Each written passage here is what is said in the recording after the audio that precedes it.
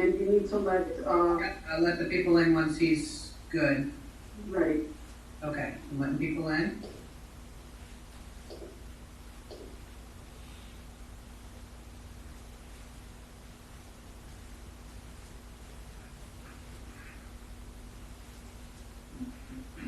Okay, so ready to call our meeting to order. Today is June 9th, 2020. This is a business meeting of the North Kingstown School Committee, and pursuant to Executive Order Number 2025, executed by the Governor of Rhode Island during the state of emergency, we're conducting this meeting virtually by Zoom. At this point, I will ask everyone to please rise for the Pledge of Allegiance. I pledge allegiance to the flag of the United States of America and to the republic for which it stands, one nation, under God, indivisible, with liberty and justice for all. Thank you.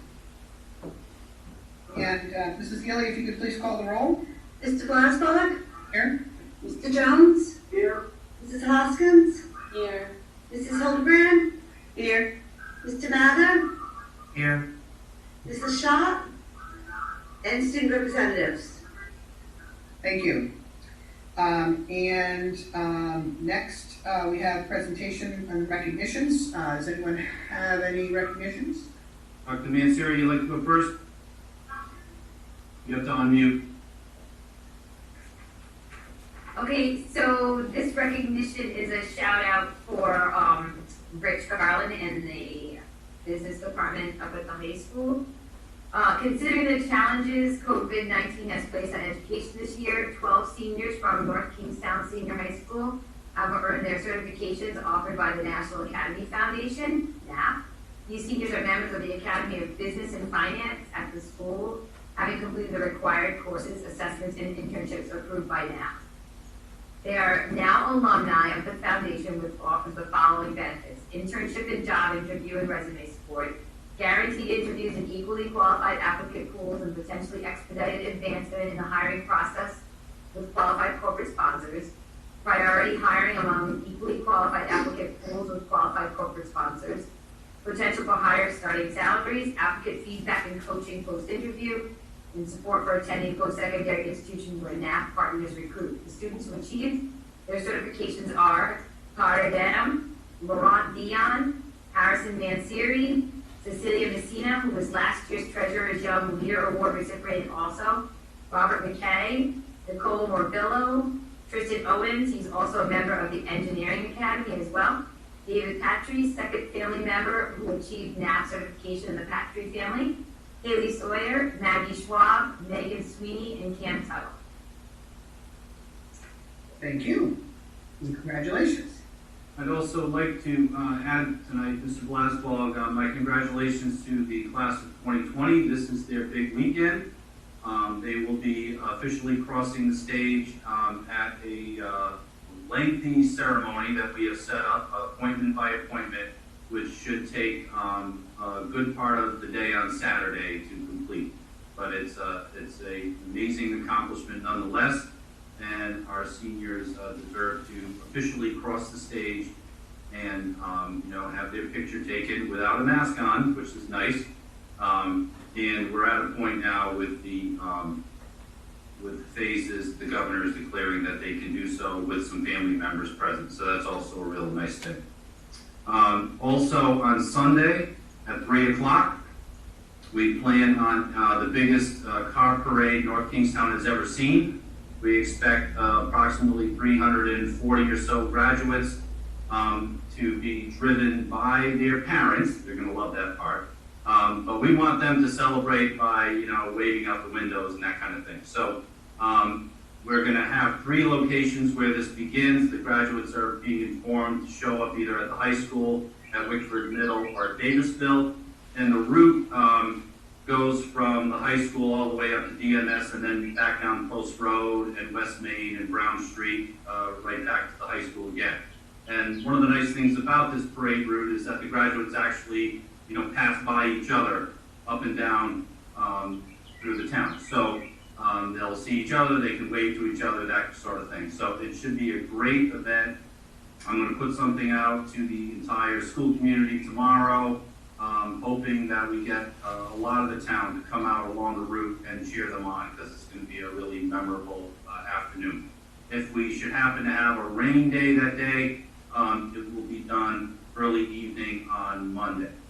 So, and the actual virtual graduation video, which has been worked on at length by Aaron Thomas, can't thank him enough for his work. That will be released so the graduates can get home, they can have some dinner, and then at 7 o'clock that gets released and they can watch that with their family. A big thank you to everyone who's organizing this, particularly Dr. Morse, who's just done incredible work to coordinate everything. She's had a group of people, student teams, parent teams, certainly dealing with me at length about all of these decisions. And also coordination with the town, the North Kingstown Police Department, the Fire Department. They have been nothing but gracious in everything they're doing to support us. So it's going to be a really nice community event on Sunday. And I think you're still muted, Mr. Bledball.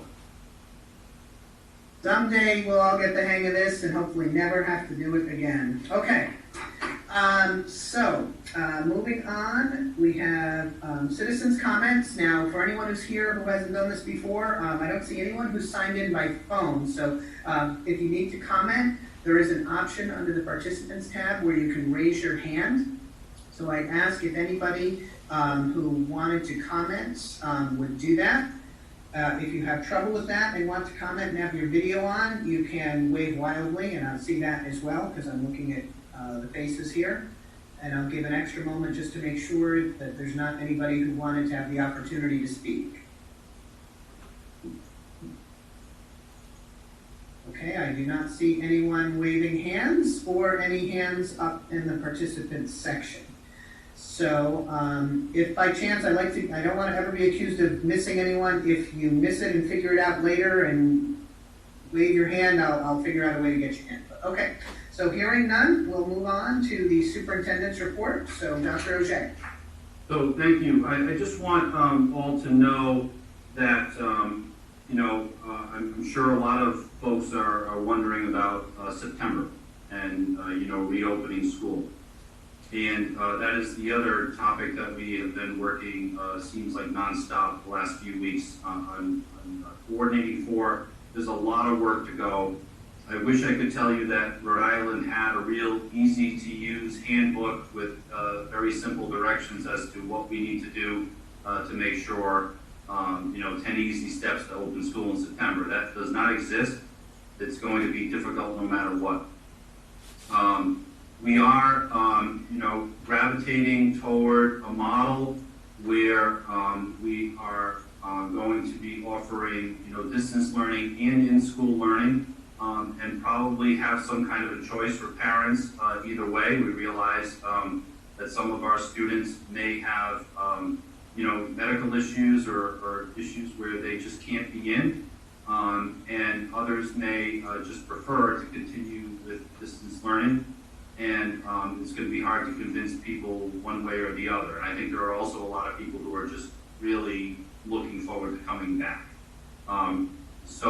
That's going to play out a little bit differently at every level. I would foresee the elementary having, an in-school offering available, all day on a pretty regular schedule, whereas the middle schools and the high school that there will also be in-school offering, but probably half and half, where there are some classes people could easily come in for and we could self-contain kinds of groups together, but in other cases there may be some course offerings that we just have to do in a distance learning format. So we also need to be ready for everybody on a moment's notice, just like we had this year in March, that we may have to switch to a distance learning model because suddenly there's a spike in cases in Rhode Island. So there's a lot to plan for. There are so many facets to this, such as getting on school buses and the limits to that, and how that may work. To the way we just go about our normal routine. Use of bathrooms and cleaning protocols in schools. and, gymnasiums, and what does music class look like, or band, or, the sports program. The list goes on, and we do have an advisory group for Department of Education orders. Mr. Blasball represents the school committee on that group, and it is comprised of about 28, 29 people, and they are from every school. There are parents from every level. There are administrators from every level, teachers from every level, and it really just kind of takes in a broad swath of all the kinds of jobs that we do in the district, just so that we, the administration, can present our ideas and get some feedback from this group on a regular basis about, what do they think of our ideas? Can they offer some other ideas, and so on and so forth. I expect in the next few weeks to have a survey to put out to the community to get started. I think it's important to know, for instance, the comfort level, and if people are thinking that if they did have a choice about coming back to school or continuing distance learning, we'd like to know what their preference is. Not that we would hold it to them yet, but just for our sake of planning. But also, we would need to know if they're willing to use a bus right now, because that, I'm sure, is it's an enclosed space, obviously, and I'm sure people have concerns about that. And that will help us to know what we would need to do to plan for the numbers that they're allowing on buses. We don't know that for sure yet, and that's just one of the indications of how there just isn't a playbook. We have some CDC guidelines, but we're not sure exactly in September what the number even of kids allowed on a school bus would be. So we need to get a lot more clarity from the Department of Ed, from the Department of Health, from the governor. The governor, I am told, as early as possibly tomorrow, will be putting out a calendar. That will be a 180-day calendar, and include some professional days in there, similar to the way they're working the fourth quarter. But North Kingstown has a contract with our employees for 184 or 185 days. So we would have to have a little bit of discussion with our unions first about, tacking on those additional professional days. And I'm thinking probably before the school year begins, and we will need them, to go with that. And then that calendar would come to the school committee, and we would discuss that some more. And if it's ready to go, that could be as early as our June 23rd meeting. And at that point, I can publish it to the community. A lot more on that after tomorrow. But I just want you to know that it is in the forefront of my mind. It is the first point of discussion for just about every administrative meeting that I've been having, and meeting with fellow superintendents. And today I was on the phone or on a Zoom meeting with representatives from RIDE and representatives from the NEA in a larger meeting with them. So a lot of discussion going on, real sense of urgency to get a lot of these answers soon. So hopefully by July 1, I can report out to the community, the model that we intend to use. But I would urge everyone to understand that this is a moving target, and a lot of the conditions that the governor may put out this week may be things that they have to change a month from now or 2 months from now. So nothing is definitive, even when we put it out there as looking definitive. I don't know if anybody might have any questions for me about this right now. It's just basically a superintendent's comment presentation, but I'd be happy to answer anything you might have. Anyone have any questions? I think my big question, and maybe it's more of a statement, is just, and you already mentioned it, is that sense of urgency. I think families need to know what the fall is going to look like, especially for the younger kids with childcare accommodations, and like even just knowing when school will start and what it will look like. Because some of that stuff needs to be decided weeks, if not months, in advance. Yeah, and I feel that, and all of the districts feel that, and not only would I like to know that for North Kingstown, but there's a certain level of coordination that needs to happen. For instance, if NK decides they're going to have all of our elementary students come back every day of the week, but some neighboring communities decide they're gonna come back some of the days of the week, or just in the morning or just in the afternoon, you've just created a major childcare issue for the people who are working in NK but live in those other communities. Same thing, as you know, Lisa, with preschool and daycares, that if they're not open to capacity, that may mean a lot of people in our workforce can't go to work, and that could include some of our teachers. So, so there needs to be a coordinated effort where, someone at the governor's level or at RIDE's level says, that districts need to be coordinated with one another to some extent on some of these decisions, particularly with the younger kids where child care issues come into play. Anyone else with any questions? Yeah, I have one. Dr. O'Shea, would you be interested in having students join your NK reopening advisory group? I would absolutely love that, Joe. Excellent. Are you volunteering, Joe? I am. I'll volunteer. Well, I will, how about this? I'll have Dr. Morse talk to you, and whether it's you or another volunteer from, student leadership, happy to do that. Okay, thank you very much. Any other questions? So I have one more, sorry, I have lots of questions, but I know that you don't have the answers for them all. The busing issue, I know is like a huge issue. And I know you talked about the survey, but isn't it true that it's state law that we need to provide buses for each child, even if a family says, oh no, I'm going to drive my child to school every day? That still needs to happen. We still need to provide that spot. And so has there been conversations at the state level about changing that or relaxing that law? Well, there's certainly been discussions at my level on that.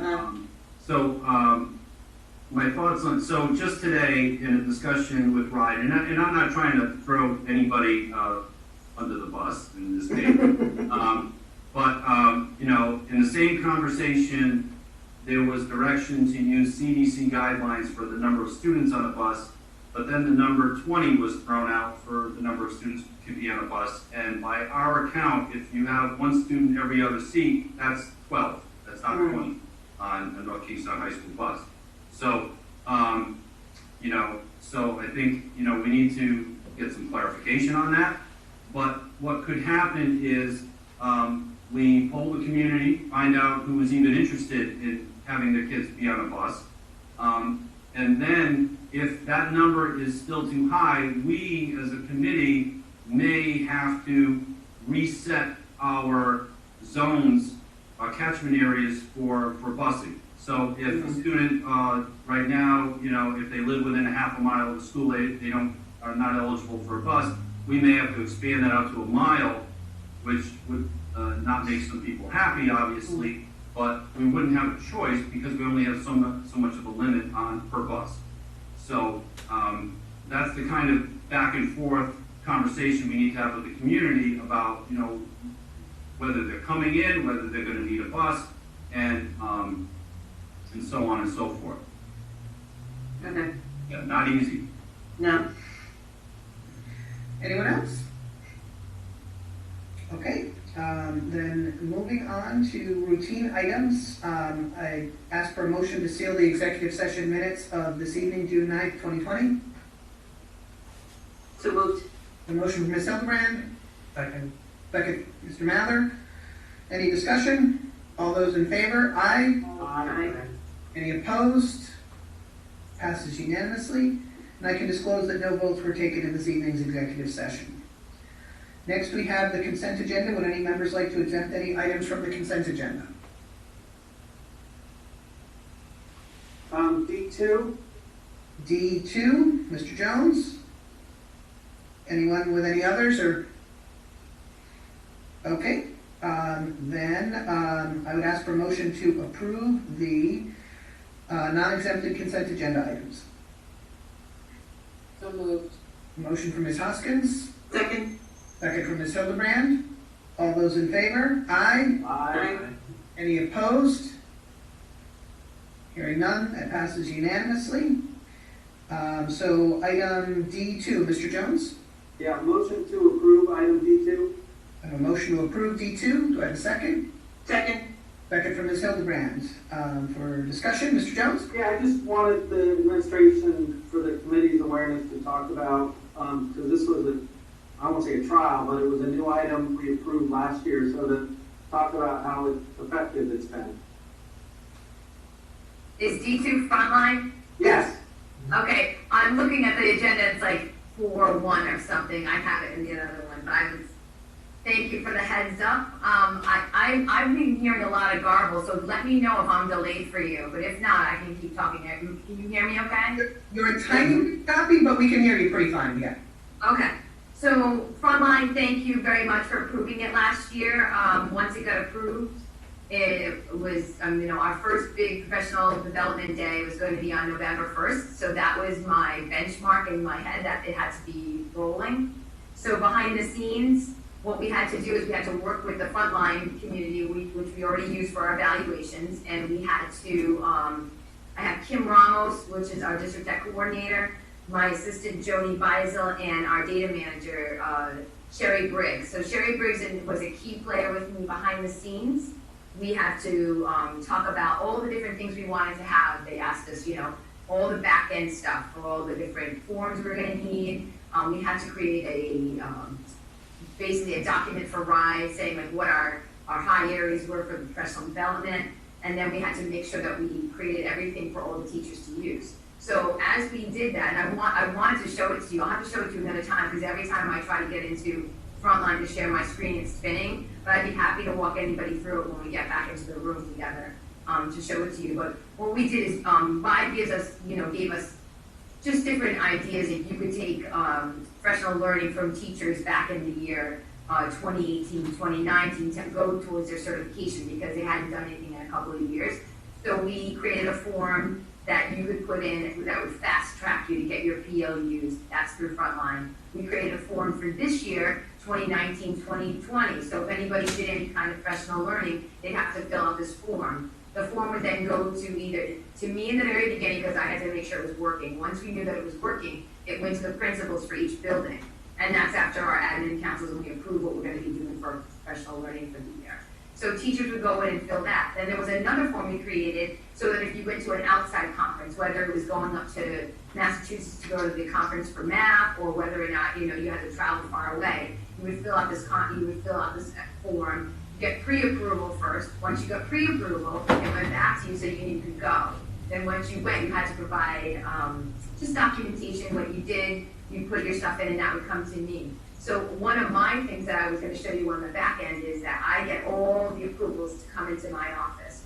So I probably had like 130 last week, and literally I was buried. And fortunately, Kim Ramos has permission to go on with me so that she can approve things for me that we've already talked about. So she helped me get unburied. But I would say basically I can go in there and make sure. So long story longer, you also can take a class and you can ask for a class to get PLUs. And then you can also be a mentor and a mentee, and you can document. So we've also used it for mentors to document the time that they're working with their mentees, because that's also a segment that we work with. And then once you do all of that, and before you can go to RIDE, you have to go in and in this particular Frontline, you can go into your own evaluation area, your own PLUs, and then you can create a transcript. So in order to prove that you did everything, prove's probably a bad word, but just to support all the different documentation, you can go in, you can log in, a teacher goes to my PLUs, and then they get a transcript. They send a transcript over to me, and Joni, we put it into we keep it in case we're audited by RIDE, and then I can go on to eRIDE, and I tell the student, I always call them students and teachers, that they can go in and they can apply for recertification. Once they apply into recertification, I have to go into eRIDE, which is a portal that I can go on to, and I have to choose if they have done everything they're supposed to do to get their earned certificates and all of their professional learning hours.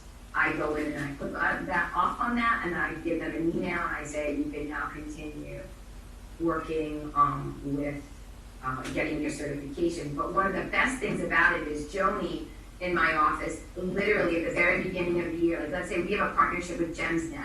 So before it used to be all the teachers would have to get all this information for their science classes and what they were doing at the elementary to grade 8. And now Joni's taking all of that professional learning, she ahead of time put it into the catalog so that teachers could just go in and once it's in the catalog, it's already pre-approved. So, things like that. Next year, we're working on our ELA curriculum that will go in, all the Bridges training, the Bridges trainings went in, the technology days, all the PD days that the RIDE is going to be putting in for us on this calendar for next year will all be put in early. Any work we do on trauma-based education and improving our pedagogical teaching as we do this distance learning, that will be put in. And what will happen is teachers will be able to go into the catalog, and again, it's a virtual catalog. They go on and either tag it and put it underneath, Professional Learning Day, November 1st. But we could tag it under trauma. We could tag it for a couple different areas, and they can go in there and find it. And they sign up, and then once they sign up, we have this whole list of the teachers that go in, and then the teachers that are teaching the courses, when they walk in and do attendance, they see everybody, and then if they see everybody, they acknowledge that they're there, and then the PLUs start the whole trail again. So I can't even tell you, if teachers had to do this, and they had to have a file folder, and they had to have a binder, and they had to do all of this, and send stuff into your office to us, it wouldn't have happened.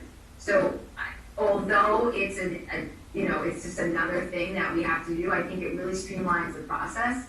And next year, what we'll be doing is working with the admin council and the principals in each building, and being able to kind of decentralize and have them have the ability at their own building to not. I used to give them the pre-approval, and then I would approve it. But now that we've done it for a year, if they want to approve something, we've talked about it, they'll give the approval, and that would be it. I felt the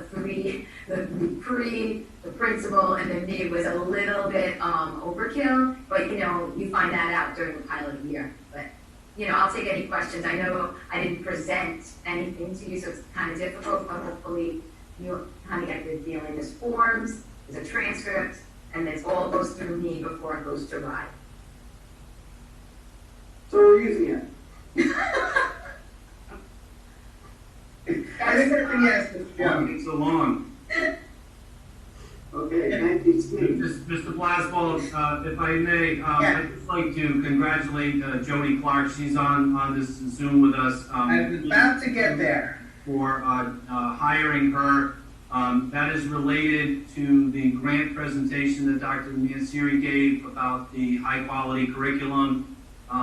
Ms. Clark is qualified as anyone in this state that I can think of. In fact, she's writing the laws about these very grants with the Department of Education. So she is the right person for the job, and we are thrilled to have her in the district helping us with this work. It's going to be great. And I know Allison Palladino is online as well, along with Barbara Marr, principal at Davisville Middle.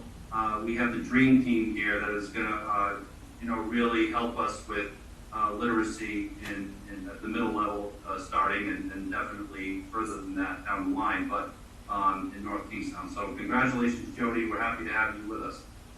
Thank you. And can I just add one thing? I promise to keep it a little bit shorter than my appeal. We still have the motion. Yeah, I'm good. We're gonna vote on the last bit, but. Okay. Thank you, Matt. Okay, so, we had a motion and a second on item D2. Any other discussion? Okay, all those in favor? Aye. Aye. Any opposed? That passes unanimously. So rolling back, I do apologize, Ms. Clark, that doing these virtual meetings, everything is a little bit different. Usually we have you sitting in front of us and we wave and clap. It's easy to get sidetracked and forget to do that. So I apologize that we had to sort of roll that back and welcome you on board. You come highly, highly recommended, and I want to congratulate you on your appointment, because if you didn't catch it, you have been approved, so congratulations. And my mistake, it is Dr. Clark, not Ms. Clark, so Okay, Dr. Clark, sorry. you'll recognize that too. Sorry about that.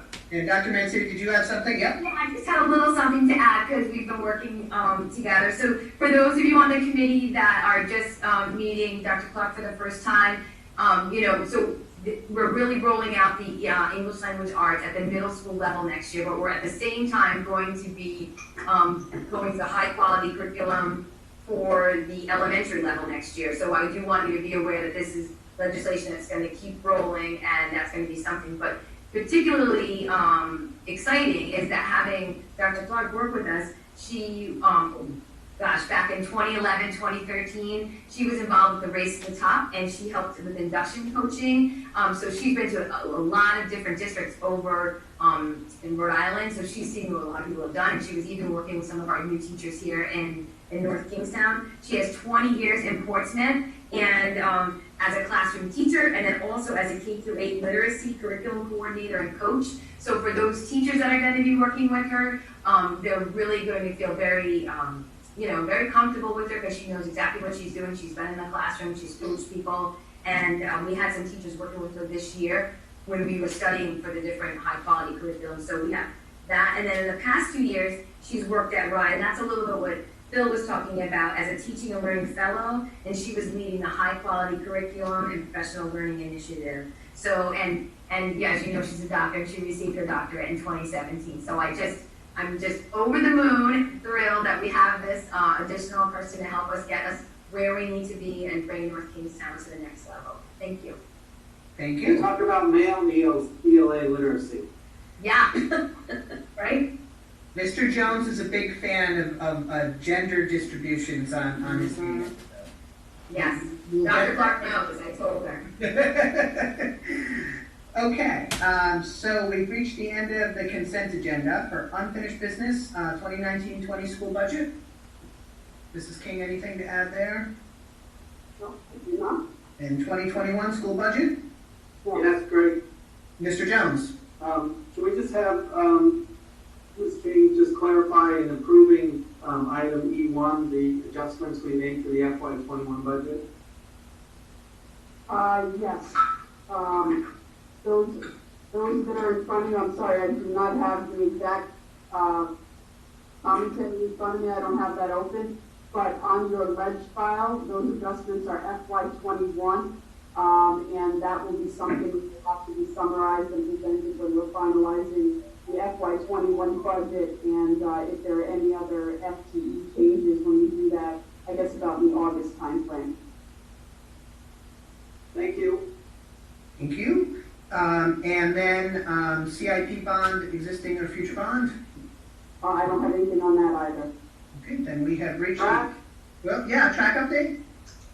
They're starting it sometime this week, but I can tell you that, Mike Waterman and I were looking before the meeting, they have not started it yet. Okay.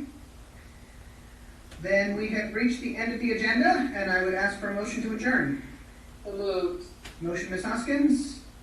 Second. Second, Ms. Hildebrand. Any discussion? There's no discussion. All those in favor? Aye. Aye. Any opposed? We are adjourned. Those of you who are watching, thank you for joining us, and thank you for coming. Have a good night. Everyone.